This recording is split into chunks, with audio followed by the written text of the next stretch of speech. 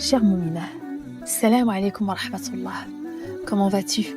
J'espère très bien, Inch'Allah, avec cette magnifique arrivée des meilleurs des mois, le mois de Ramadan, et je te souhaite la bienvenue dans ce 9e épisode de cette course des cœurs vers leur Seigneur, vers Ramadan qui arrive à grands pas. Qu'Allah nous regroupe toujours autour de sa parole et qu'il nous guide vers ce qu'il aime et agrée. Durant ce podcast, nous allons chercher ce maqam d'al-khayriyah. Mais que veut dire al-khayriyah? C'est être la meilleure avec ton Coran, afin de vivre ton meilleur Ramadan.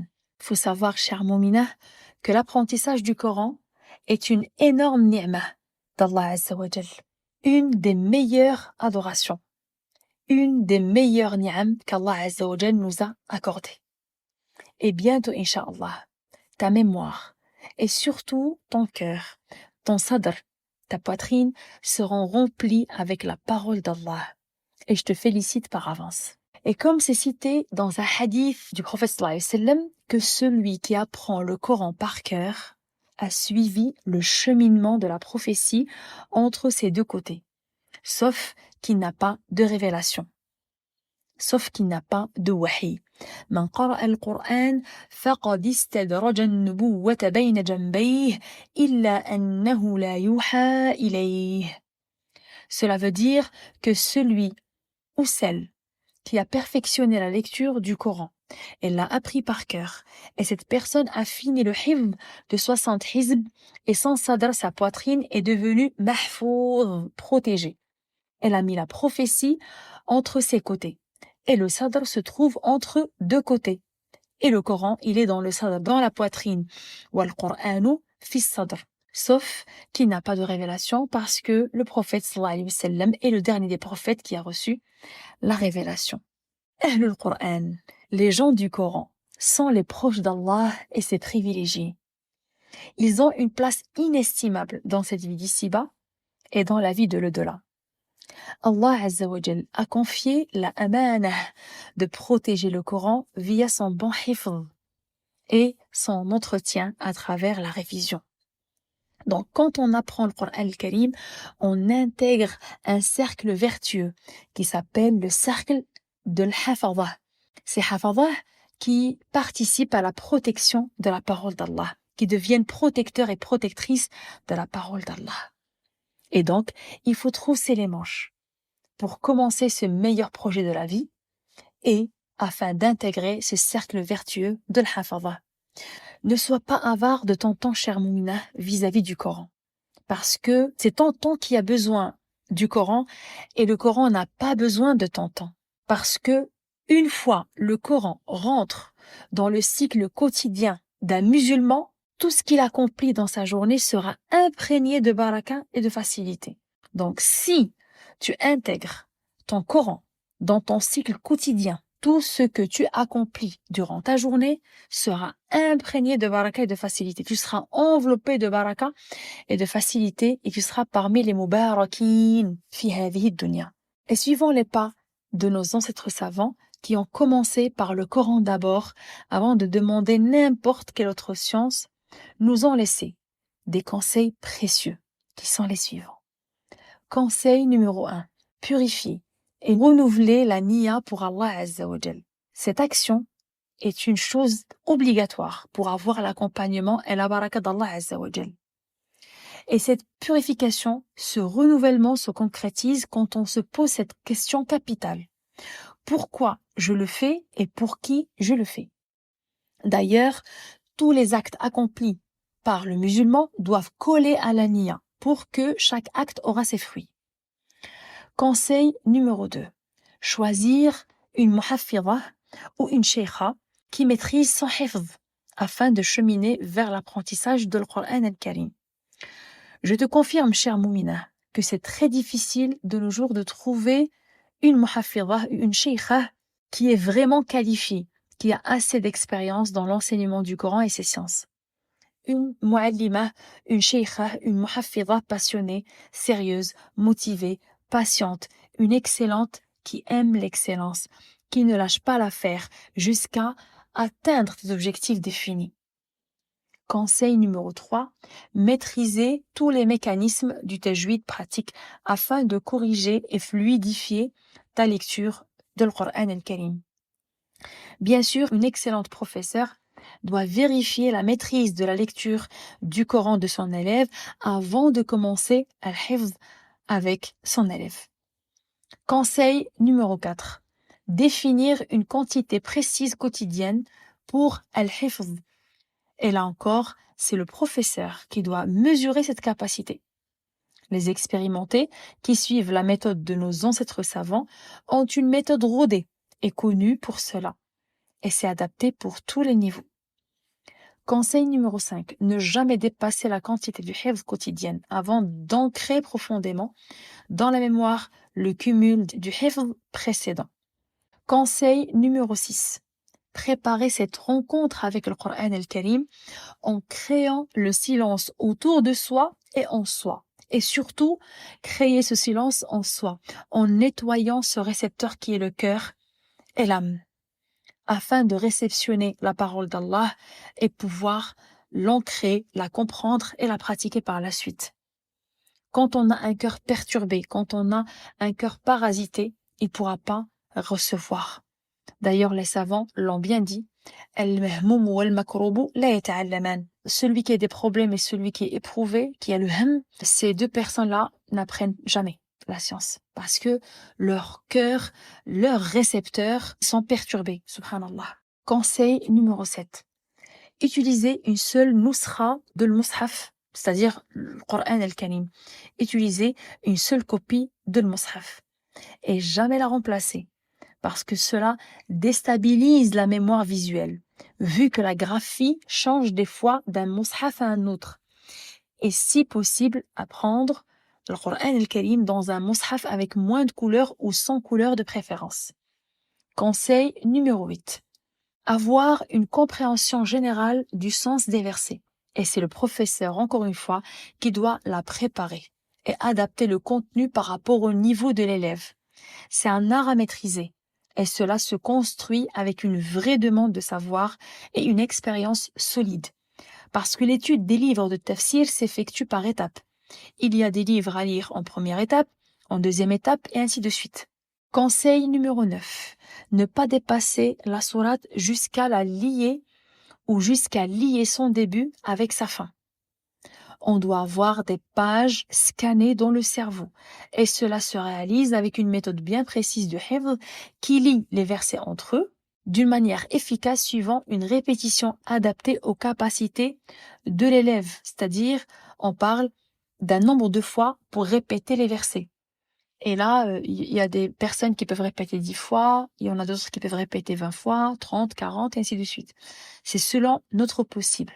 Conseil numéro 10, réciter sur autrui. Tu peux réciter sur ton mari, le mari pourra réciter sur son épouse, tu peux réciter sur l'un de nos enfants qui sait lire le Coran al-Karim, sur ta sœur, sur ta copine. L'essentiel, il faut le réciter une fois par semaine sur une personne afin de réciter le cumul du hifz ou une partie de ce hifz. Et si tu n'as pas quelqu'un sur qui réciter le Coran al-Karim, tu récites sur ton dictaphone et tu réécoutes ta récitation afin de corriger les erreurs. Conseil numéro 11. Choisir une rafiqa de l'hifz pour faire le voyage de l'hifz ensemble, pour s'encourager, s'épauler, étudier ensemble. C'est ce qu'on appelle tadarus al-jama'i. Et dans al-jama'a, dans le groupe, il y a beaucoup de baraka dans l'apprentissage. Aussi, surmonter les difficultés à deux. C'est un projet précieux, sérieux, qui demande une patience régulière, une grande himma, une grande motivation. Il faut de la bonne compagnie pour avoir la baraka. Et c'est le conseil de tous les savants. Conseil numéro 12. Bien organiser le temps quotidien qu'on a par jour, d'une manière générale, pour voir clairement via un planning et désigner le temps qu'on va consacrer au Coran. Et il faut à tout prix préserver le temps du Coran, ne pas l'oublier ou le remplir avec un autre engagement. Il s'annule qu'en cas de force majeure. Conseil numéro 13, profitez de chaque seconde du temps libre ou vide dans le hifz ou dans la révision, à part le temps consacré au préalable, bien sûr, au Coran dans la journée. Et les meilleurs moments, c'est l'avant et après Al-Fajr. Parce que هذا الوقت فيه دعاء بالبركة. Le prophète sallallahu alayhi wa sallam nous a fait une énorme dua pour ce temps. Il a dit Barakallahu li ummati fi bukuriha, et dans une autre version Burika li ummati fi bukuriha. Donc il nous a fait une dua de baraka pour ce temps bien précis de la journée, qui est l'avant et l'après Al-Fajr. Conseil numéro 14. La motivation, qui est parmi les outils puissants de la réussite dans tous les domaines. C'est quand on sait sincèrement pourquoi on le fait et pour qui on le fait.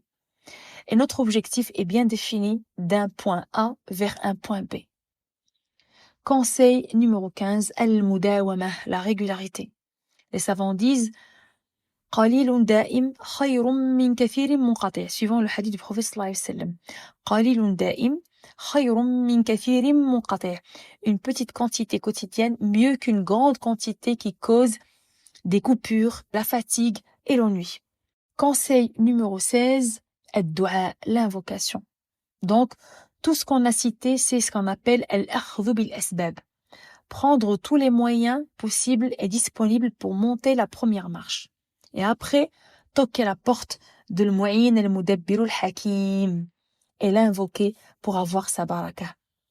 Donc, ad-du'a, il vient après ce cheminement de prise de conscience et ce cheminement d'utiliser tous les moyens possibles et disponibles qu'on possède afin de monter la première marche.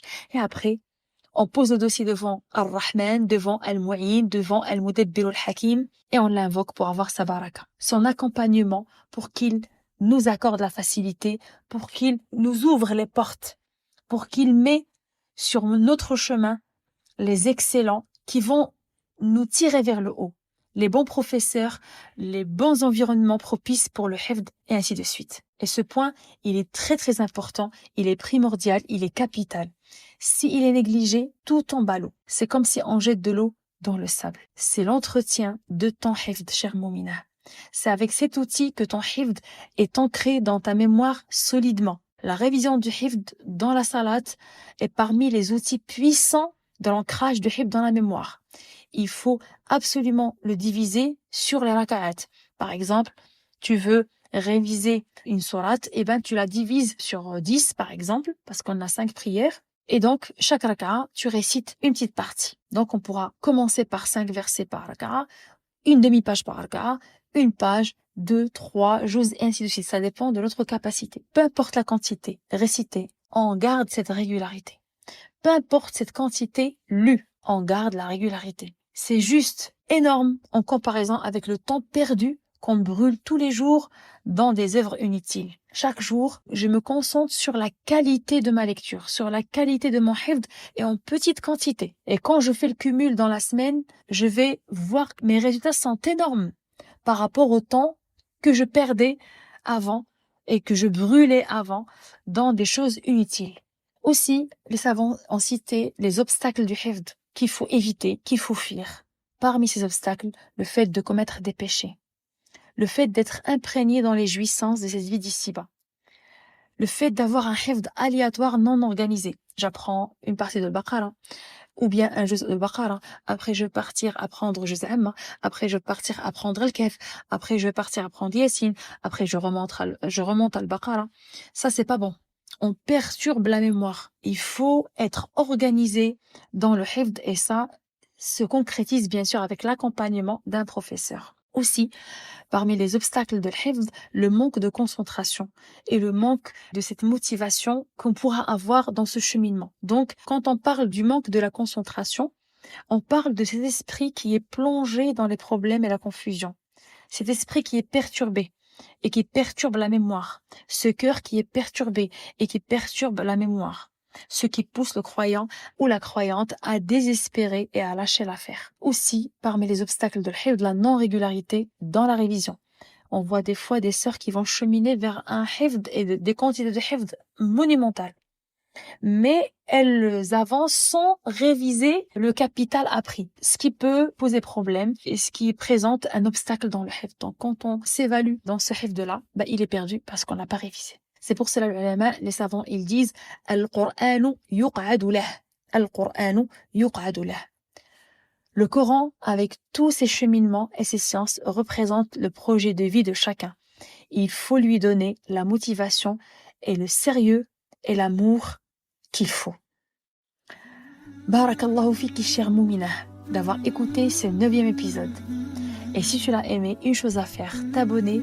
Et si tu veux intégrer notre cercle vertueux, partage ce khayr à plusieurs mouminates.